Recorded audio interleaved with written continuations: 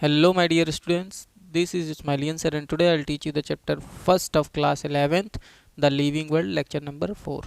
पिछले लेक्चर में हमने देखा बेटा कि रिप्रोडक्शन जो है वो लिविंग का कैरेक्टरिस्टिक फीचर नहीं बन पाया। रीज़न क्या था कि यूनिसेलुलर में जब हम रिप्रोडक्शन देख रहे थे तो वहाँ पर रिप्रोडक्शन जो है ग्रोथ से रिलेट कर रहा था, जबकि रिप्रोडक्शन अलग चीज़ है और ग्रोथ अलग चीज़ है। ये दोनों टर्म्स अलग अलग हैं लेकिन एक दूसरे से रिलेट कर रहे थे। और हमने पहले ही पढ़ा है कि ग्रोथ जो है वो लिविंग का डिफाइनिंग फीचर नहीं है, इसको हमने प्रूव भी किया था। तो अगर ग्रोथ नहीं है तो बेटा रिप्रोडक्शन भी नहीं होगा। क्यों? क्योंकि ये दोनों एक दूसरे से रिलेट कर रहे थे। ठीक, तो पहला पॉइंट तो ये हो गया बेटा रिप्रोडक्शन जिसके कारण से रिजेक्ट हो गया लिविंग ऑर्गेनिजम्स की कैरेक्टरिस्टिक फीचर में से। दूसरा पॉइंट ये है बेटा कि कुछ ऐसे ऑर्गेनिज्म हैं जो लिविंग हैं लेकिन रिप्रोडक्शन नहीं करते, जैसे म्यूल हो गया, स्टेराइल वर्कर बीज हो गई और इनफर्टाइल ह्यूमन कपल्स हो गए।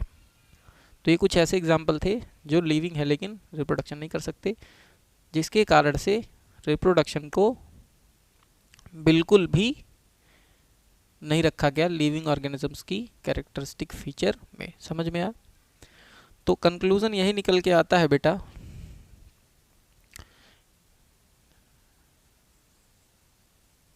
hence reproduction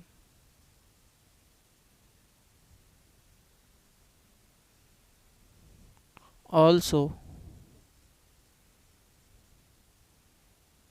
cannot be an inclusive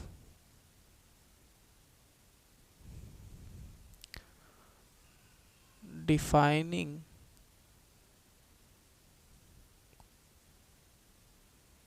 characteristics of living organisms। ठीक है बेटा, इसको कॉपी में नोट कर लीजिए। दो पॉइंट्स मैंने आपको बताए जिसके कारण से लिविंग का कैरेक्टरिस्टिक फीचर बनने से रुक गया रिप्रोडक्शन। ठीक, ये स्पेलिंग सही कर ले थोड़ा, रिप्रोडक्शन। ठीक है, अब हम बात करेंगे बेटा मेटाबॉलिज्म की।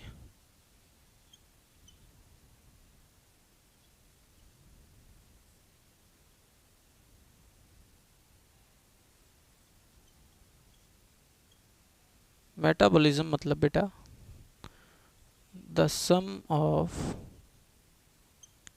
टोटल केमिकल रिएक्शन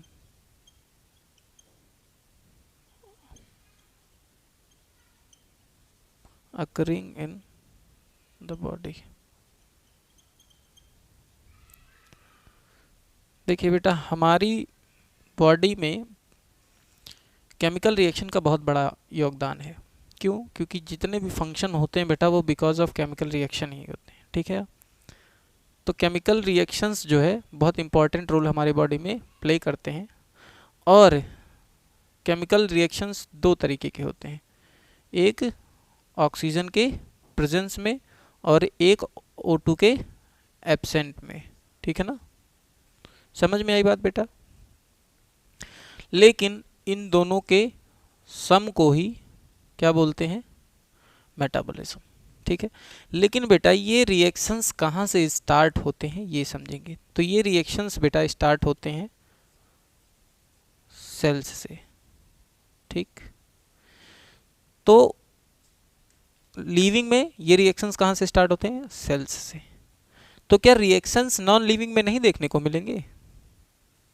तो अगर हम बेटा नॉन लिविंग की बात करें तो बिल्कुल ये रिएक्शंस हम देख सकते हैं। और उसके लिए एक लाइन भी एनसीईआरटी ने बहुत अच्छी बताई है, और वो एनसीईआरटी की लाइन है कि metabolic reaction can be demonstrate, यहाँ पे लिख देता हूँ मैं, metabolic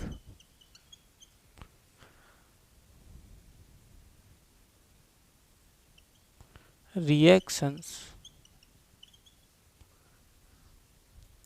can be demonstrate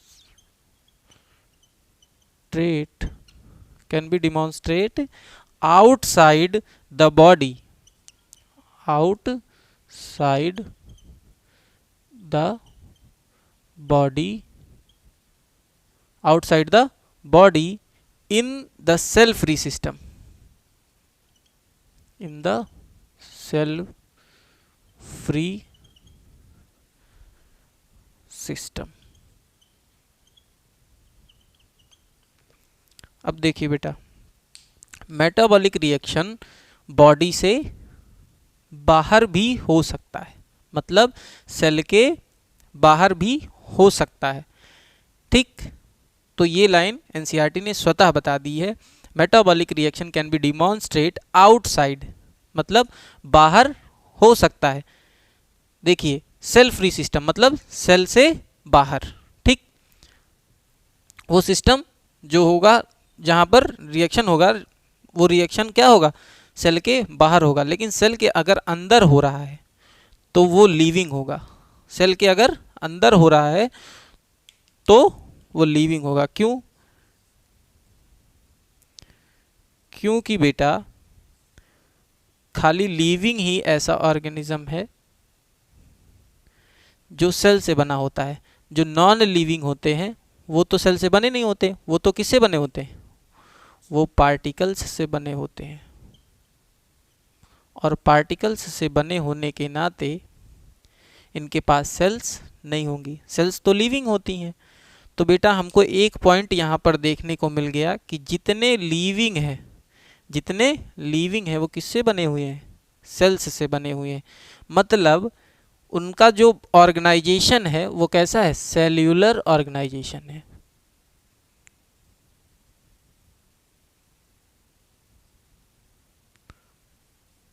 cellular organisation है। सेल्यूलर ऑर्गेनाइजेशन मतलब जो बॉडी का स्ट्रक्चर है वो पूरा सेल से बना हुआ है, ठीक। तो यहाँ पर हम मेटाबॉलिज्म देख रहे थे बेटा, तो मेटाबॉलिज्म तो कैरेक्टरिस्टिक फीचर नहीं हो पाया। क्यों? क्योंकि मेटाबॉलिक रिएक्शन जो है हम बाहर भी देख सकते हैं, लेकिन ये हमने देखा कि रिएक्शन अगर सेल्स के अंदर हो रहा तो वो लिविंग ही होता है, ठीक है ना। क्योंकि लिविंग ऑर्गेनिज्म जो है वो सेल से बने होते हैं, बाकी नॉन लिविंग जो है वो पार्टिकल्स से बने होते हैं, ठीक। तो ये चीज़ क्लियर हो गया कि जितने लिविंग ऑर्गेनिज्म हैं वो सेल से बने होते हैं, उनका बॉडी ऑफ ऑर्गेनाइजेशन जो होता है वो सेल्यूलर ऑर्गेनाइजेशन होता है, ठीक है ना। तो इसके लिए कंक्लूजन ये निकल के आता है कि मेटाबॉलिज्म तो रिजेक्ट हो गया, लेकिन cellular organisation of the body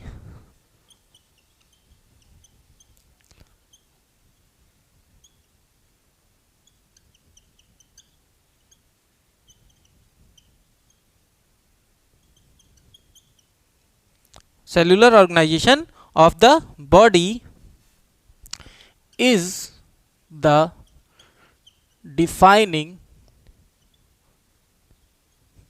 defining feature of life form। ठीक है बेटा, फॉर्म्स कर लीजिए इसको। देखिए मैंने आपको बताया जितने लिविंग ऑर्गेनिज्म होंगे वो सेल से बने होंगे, बाकी जो होंगे नॉन लिविंग्स वो किससे बने होंगे, पार्टिकल से बने होंगे। तो ये चीज़ क्लियर हो गया कि सेल्यूलर ऑर्गेनाइजेशन क्या है, डिफाइनिंग फीचर है एक लिविंग ऑर्गेनिज्म का। क्यों? क्योंकि जितने भी लाइफ बने हुए हैं, लाइफ फॉर्म्स, वो किससे बने हुए हैं, सेल से बने हुए हैं, सेल्यूलर ऑर्गेनाइजेशन है उनका, ठीक है बेटा। तो ये समझ में आ गया कि सेल्यूलर ऑर्गेनाइजेशन जो है वो लिविंग का डिफाइनिंग फीचर है, ठीक। अगला हम बात करेंगे बेटा कॉन्शियसनेस, ठीक है ना। तो चलिए देखते हैं कि क्या कॉन्शियसनेस लिविंग का डिफाइनिंग फीचर बन पाता है या नहीं। तो चलिए स्टार्ट करते हैं। सबसे पहले बेटा हेडिंग डालेंगे कॉन्शियसनेस।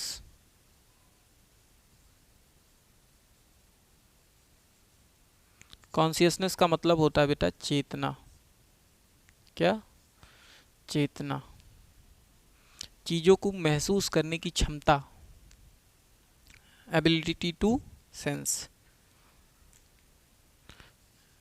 Ability to sense. ठीक। अब सबसे पहले बेटा अगर हम बात करें एनिमल्स में, तो एनिमल्स जो होते हैं वो चीज़ों को महसूस करते हैं सेंस ऑर्गन्स के थ्रू। इनके पास सेंस ऑर्गन्स होते हैं, उसी के थ्रू ये चीज़ों को महसूस करते हैं। जैसे टंग हो गया, आई हो गया, नोज़ हो गया, ईयर हो गया, है ना। अगर प्लांट्स में बात करें बेटा, तो ये अपने बॉडी पार्ट से महसूस करते हैं। ठीक। जैसे रूट और शूट, और शूट का ही एक पार्ट है लीफ। रूट उधर ही जाता है जहाँ उसको वाटर मिलता है, और शूट उधर ही बेंड होता है जिधर उसको सनलाइट मिलता है। बेटा आपने एक एग्जाम्पल सुना होगा टच मी नॉट प्लांट का, कि जैसे ही टच करते हैं उसका पत्ता क्या होता है, बंद हो जाता है। तो वहाँ पर देख पा रहे हैं कि लीफ जो है जैसे ही सेंस कर पा रही है कि आपने टच किया तो तुरंत क्लोज हो जा रही है। तो जितने भी प्लांट्स होते हैं बेटा, वो अपने बॉडी पार्ट से ही चीज़ों को महसूस करते हैं। समझ में आई बात। तो यहाँ पर हमने ये देखा कि जितने भी ऑर्गेनिज्म हैं सब कॉन्शियसनेस फॉलो करते हैं। ठीक। चाहे वो प्रोकैरियोट्स हो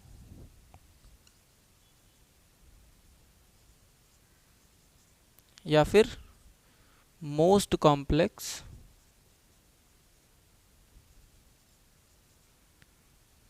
यूकैरियोट्स हो। ठीक है बेटा, ये ध्यान में रखेंगे। कोई भी ऑर्गेनिज्म हो वो कॉन्शियसनेस को फॉलो करता है, उसके पास चीज़ों को महसूस करने की क्षमता होती है। ठीक। जिसके कारण से बेटा, जिसके कारण से ये लिविंग का डिफाइनिंग फीचर भी बन जाता है। समझ में आई बात। तो लिखेंगे क्या, कॉन्शियसनेस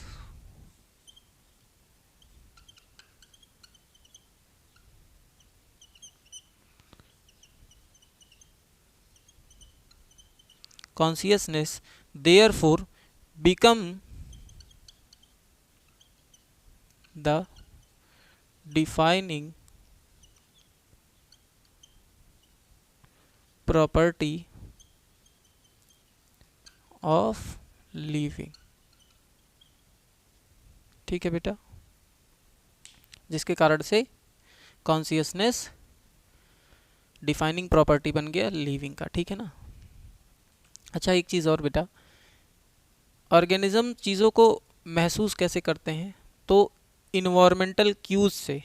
कैसे महसूस करते हैं, चाहे वो कोई भी हो, ये हो, प्लांट हो, एनिमल्स हो, कोई भी हो, ये किससे महसूस करते हैं, इन्वायरमेंटल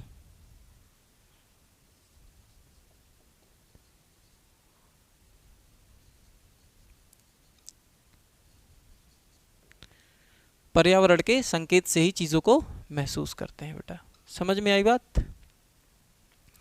तो ये तो हो गई कॉन्शियसनेस की बात, ये हो गया डिफाइनिंग फीचर एक लिविंग ऑर्गेनिज्म का। ठीक है ना। हाँ, कभी कभी आपसे कोई पूछ लेता है सेल्फ कॉन्शियसनेस क्या होता है, तो बेटा सेल्फ कॉन्शियसनेस मतलब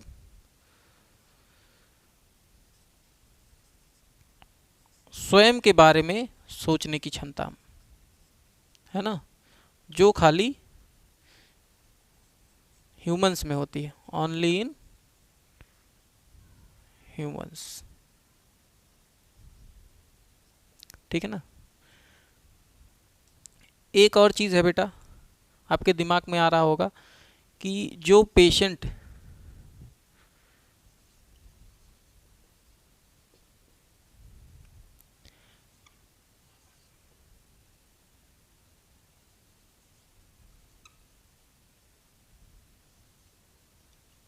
कोमा में है उसके पास तो कॉन्शियसनेस नहीं होगी।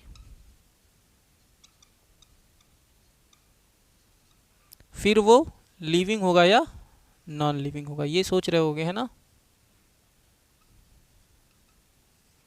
तो चलिए आपको बता देते हैं बेटा। जो पेशेंट कोमा में होता है बेटा, उसकी बॉडी को रेगुलेट कराया जाता है किससे? मशीन से, ठीक है ना। मशीन रेगुलेट कराती हैं, जैसे हार्ट हो गया, लंग्स हो गई, तो हार्ट और लंग्स को मशीन चलाती हैं, ठीक है ना। और वो चीज़ों को महसूस भी नहीं कर पाता है, उसके साथ क्या हो रहा है क्या नहीं हो रहा, कुछ भी नहीं महसूस कर पाता है ना। कारण क्या होता है कि उसका ब्रेन डेड हो चुका होता है, ब्रेन डेड हो चुका होता है, ठीक। मतलब ब्रेन रिस्पॉन्ड करना बंद कर चुका होता है बेटा, जिसके कारण से वो चीज़ों को महसूस नहीं कर पाता है। तो क्या हम उसे लिविंग कहेंगे या नॉन लिविंग कहेंगे? तो बेटा हम इसे नॉन लिविंग नहीं कहेंगे। क्यों नहीं कहेंगे? देखिए, क्योंकि बेटा ये जो पेशेंट है बाकी सारे डिफाइनिंग फीचर्स को एक्सेप्ट कर रहा है, सिर्फ और सिर्फ कॉन्शियसनेस को ही नहीं एक्सेप्ट कर रहा है ना, जिसके कारण से ये नॉन लिविंग नहीं होगा, लिविंग ही होगा। लेकिन इसे क्या कहेंगे? ब्रेन डेड पर्सन कह देंगे। क्या कहेंगे बेटा? ब्रेन डेड पर्सन कह देंगे। समझ में आया? तो ये हो गई कोमा से, जो पेशेंट बीमार है, कोमा में है, उसके लिए ये वर्ड हो गया ब्रेन डेड पर्सन, ठीक है ना। लिविंग रहेगा, लिविंग में रहेगा, लेकिन उसे कहेंगे ब्रेन डेड पर्सन, ठीक। तो ओवरऑल हमने बेटा आज जो है लिविंग के डिफाइनिंग फीचर्स को पढ़ लिया, जितने भी होते हैं। तो हमने लिविंग के कौन कौन से डिफाइनिंग फीचर्स को पढ़ा? ग्रोथ होगा डिफाइनिंग फीचर? नहीं होगा, ठीक है ना। लेकिन ग्रोथ में इंटरनल ग्रोथ जो होगी बेटा, कैसी? इंटरनल ग्रोथ, वो डिफाइनिंग फीचर में ले सकते हैं। मैंने आपको बताया था उस टाइम भी। दूसरा, रिप्रोडक्शन होगा? नहीं होगा बेटा। मेटाबॉलिज्म होगा? नहीं होगा। सेल्यूलर ऑर्गेनाइजेशन होगा? सारे ऑर्गेनाइजेशन जितने ऑर्गेनिज्म हैं किससे बने हुए हैं? सेल से। तो सेल्यूलर ऑर्गेनाइजेशन जो है कैरेक्टरिस्टिक फीचर में आएगा, ठीक। तीसरा है, पढ़ ही रहे हो, कॉन्शियसनेस।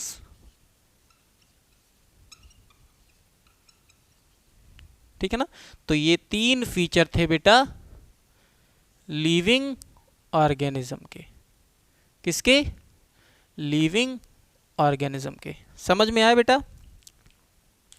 अब कोई पूछेगा तो क्या बताओगे? इंटरनल ग्रोथ, सेल्यूलर ऑर्गेनाइजेशन और कॉन्शियसनेस ही लिविंग के कैरेक्टरिस्टिक फीचर हैं, बाकी कोई नहीं है। समझ में आया? तो ये लेक्चर आपको बहुत अच्छा लगा होगा, कॉपी में नोट कर लें। Thanks for watching this video. Love you all my dear students. पढ़ते रहें और बढ़ते रहें।